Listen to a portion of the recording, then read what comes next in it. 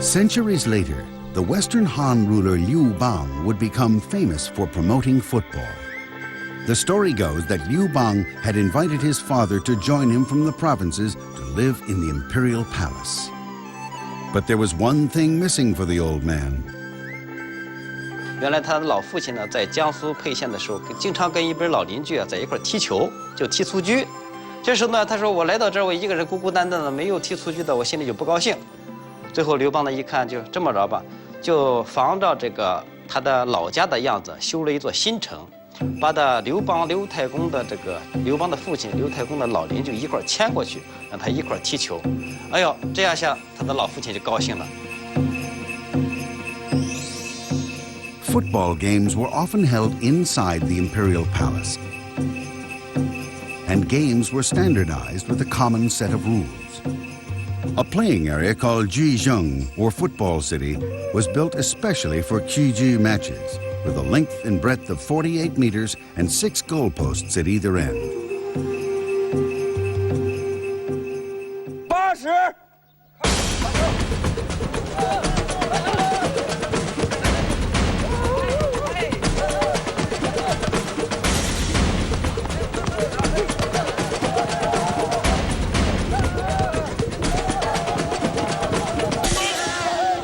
Games were frequent features at court feasts or diplomatic events, and teams could vary in size between 12 to 16 players.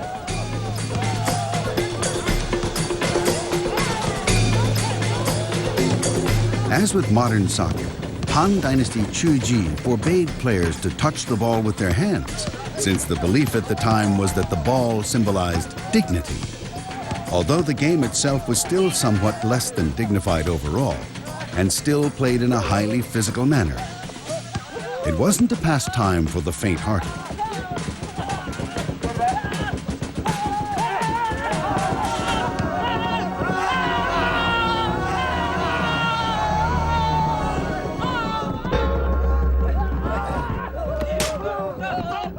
The world's first soccer casualty was also documented in China. The footballer Xiang Chu had been warned against playing because of a medical condition, but his passion for the game proved to be irresistible. After a rough match, Xiang Chu went down and failed to recover. The first known incident of a soccer player dying from football fever.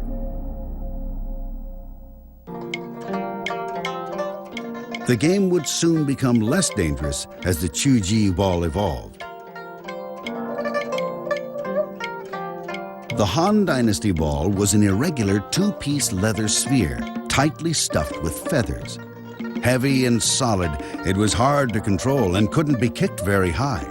This posed a limitation to improving one's football skills and techniques. The Tang Dynasty, which followed, saw the Qiji ball undergo radical and complex change. The Chinese discarded the feathers and crude leather skins and pioneered a new ball by inflating an animal bladder, which they encased with 8 pieces of leather. This produced a lighter, more spherical ball that was easier to play with. The other significant change in the Tang Dynasty period saw less aggressive body contact between Chuji players and more emphasis on refining kicking and ball passing techniques. 发明了充气球以后呢，这个蹴鞠就踢得比较高了，它讲究的技巧性也高了。而且唐代呢还有一个发展呢，就是出现了球门，出现了单球门，在场地中间有一个球门，这样呢就通过球门呢进行竞赛，相对来说它的比赛性啊就增强了。One of the Sung Dynasty's ball games bore a distinct resemblance to volleyball, with the difference being that it was played with feet and not hands. The ball was not permitted to touch the ground and had to be sent back and forth accurately through a relatively small opening on the central net structure. Not an easy task to accomplish. 到了唐代都有比赛的，而且中日这个之间呢都有比赛的。到了宋代也是规模比较大，当时还有中国古代的这个足球俱乐部。但是呢，到了明清以后呢，它就只是作为一种休闲活动。它表现之一就是在妇女、儿童当中呢流行。另一方面呢，它引入的这个宫廷当中，皇帝啊、侍女啊、大臣们进行蹴鞠，那他们蹴鞠肯定不是作为一种竞赛活动。 The lighter Chuji football and change in the nature of the game led to the formation of the first women's Chuji team in 900 AD. Coached by a senior lady of the court, this was a team like no other. The players were the emperor's concubines, whom he generously rewarded each time they played. Although the English unquestionably coined the phrase, the beautiful game, in reference to soccer, the Chinese were probably the first to practically demonstrate that it was indeed a beautiful game. The ladies played a game that was more of a performance of dexterity, centered upon which team could pass the ball for the longest time and in the most entertaining way.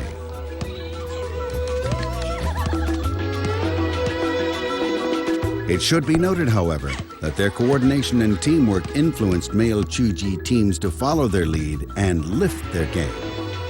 Remarkably, sports historians note that a single 17-year-old girl once outplayed and outscored an entire team of soldiers. Indeed, Chinese women were active in all forms of sports up to the Tang Dynasty.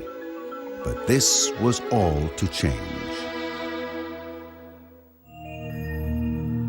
The destiny of women was determined by the whims of men in patriarchal Chinese society, and not all emperors found pleasure in watching the ladies of their courts playing Chuji.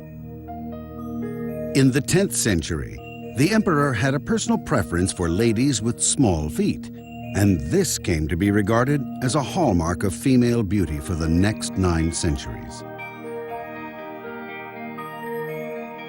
10-year-old girls had their feet tightly bound to prevent their growth beyond 10 centimeters. This fashionable and bizarre practice of female mutilation put an end to ladies of the royal courts being seen on football fields, and only vanished over 1,000 years later at the beginning of the 20th century.